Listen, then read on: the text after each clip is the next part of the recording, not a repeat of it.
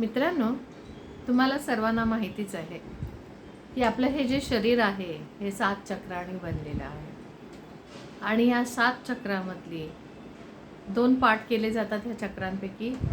ही जी खालची 4 चक्र आहेत ती वेगळी आणि ही वरची 3 चक्र आहेत ती वेगळी.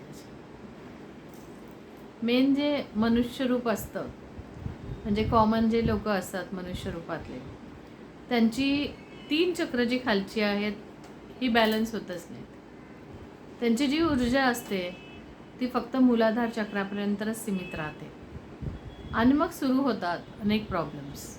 तर जेव्हा मूलाधार चक्र इनबॅलन्स असते तेव्हा तुम्हाला मेन म्हणजे मूलाधार चक्राचा जो रंग आहे तो रेड कलर आहे. मूलाधार चक्राचा बीज मंत्र आहे लम. ह्याचं नेहमी तुम्ही चॅन्टिंग केलं तर फार उत्तम गोष्ट आहे. जेव्हा हे इनबॅलन्स होतं तेव्हा तुम्हाला अनेक सेक्शुअल प्रॉब्लेम्स सुरू होतात. अनेक जणींना लेडीजमध्ये PCODचा प्रॉब्लेम जो आहे, किंवा मग दर महिन्यात मासिक पाळीचा प्रॉब्लेम जो सुरू होतो किंवा इनबॅलन्स होतो, त्याचप्रमाणे आणखीन काही इश्यू होतात. तर हे सगळे इश्यू जे आहेत ते जेव्हा तुमचं मूलाधार चक्र इनबॅलन्स असतं तेव्हा होतात.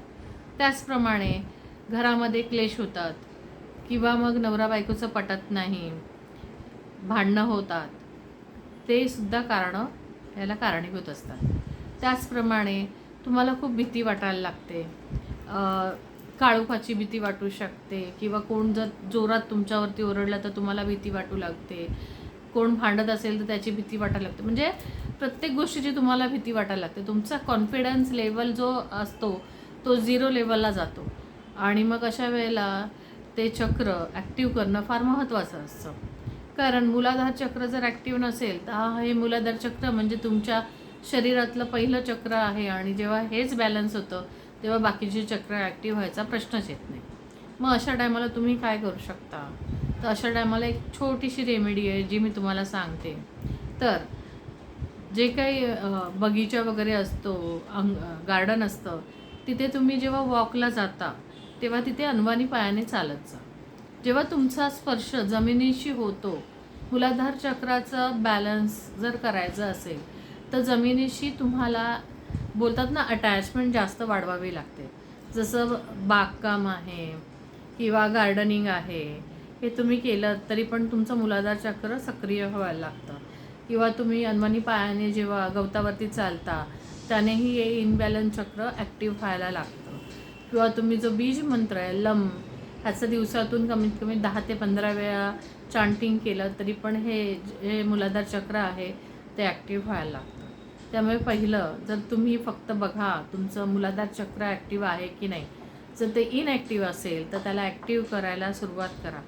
कारण जेव्हा मूलाधार चक्र बिघडतं तेव्हा आपल्या आयुष्याचं संतुलन बिघडून जातं. त्यामुळे आपण आपली खबरदारी घ्यायला हवी की आपले जे पहिलं चक्र आहे जे फार महत्त्वाचं आहे ते सक्रिय व्हायला हवं. कारण ते सक्रिय नाही राहिलं तर तुम्ही आयुष्यात खूप काही गोष्टी गमावू शकता. तुमचे फिजिकल रिलेशनशिप जे आहे, जे तुमच्या पार्टनरशी असतं, त्याच्यावरती पण त्याचा मोठा परिणाम होतो. त्यामुळे ते बॅलन्स करणं योग्य असतं. आणि जेव्हा ते इनबॅलन्स असतं तेव्हा खूप जणांना हाच प्रॉब्लेम होतो की फक्त त्यांना दिवसभर सेक्शुअल थॉट येत राहतात. फार जास्त सेक्शुअल थॉट येणं हे सुद्धा हे चक्र इनबॅलन्स असल्याचे कारणं असतात. त्यामुळे आपलं मूलाधार चक्र सक्रिय करून घ्या आणि एक निरोगी आयुष्य जगा. तुम्हाला जर माझा व्हिडिओ आवडला असेल तर माझ्या व्हिडिओला लाईक करा, माझं चॅनल सबस्क्राईब करा आणि मी तुम्हाला अगदी मनापासून थँक्यू बोलते. थँक्यू.